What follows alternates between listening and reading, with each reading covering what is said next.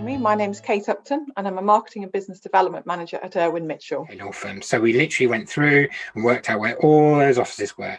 The reason being, we wanted to look at this and say, okay, have we got this office? This is the Bristol office for Osborne Clarke, and what reviews have they got for every single one of those 1,000 offices in total?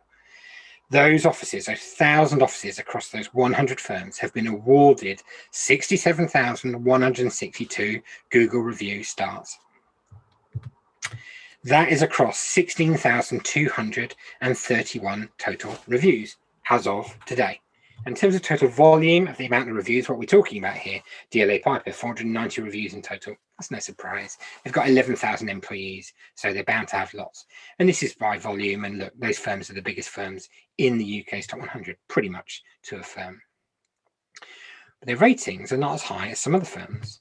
And I think that, again, world exclusive, Bristow's have done a fantastic job, admittedly only on 14 reviews, but that's not a small amount of their fee earner base. It's not a huge firm, but to get 4.9 out of 5 for working at a firm from existing employees is a fantastic result. Who's doing this well at the moment? Is anybody getting it all right?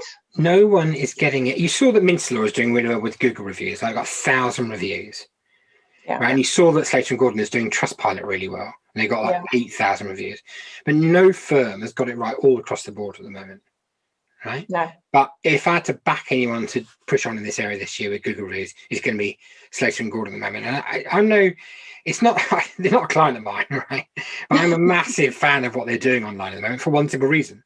As far as I can work out, they've switched off all of their PPC budget and they've gone purely down an organic route this year. Now, why does that matter so much? Because they've taken a proactive approach and said, well, do we need to spend 7 million quid a year on advertising, or do we put that into a customer services effort that goes to responding to every single one of those queries? So they say thank you to people who are nice.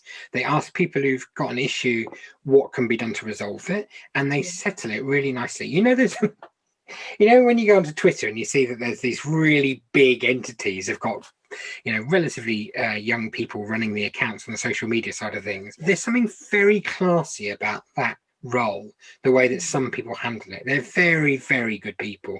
Those social media guys, they're basically like, journalists and, HR managers are all wrapped into one. They do a whole load of things.